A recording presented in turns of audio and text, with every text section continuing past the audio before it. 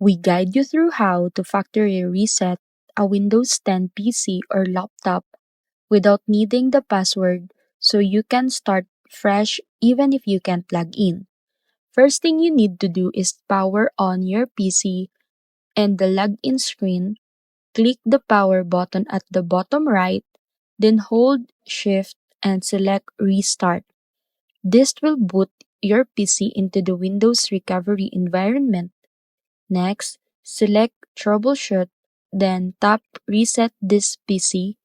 Choose Remove Everything to erase all personal files, apps, and settings, and then select only the drive where Windows is installed or all devices or drives depending on your preference.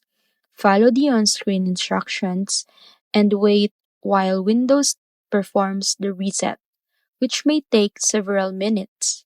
Once complete, your PC will restart and boot into the initial setup screen, allowing you to set up as new without needing the old password. This method is perfect for locked PCs or when you simply want to clean start.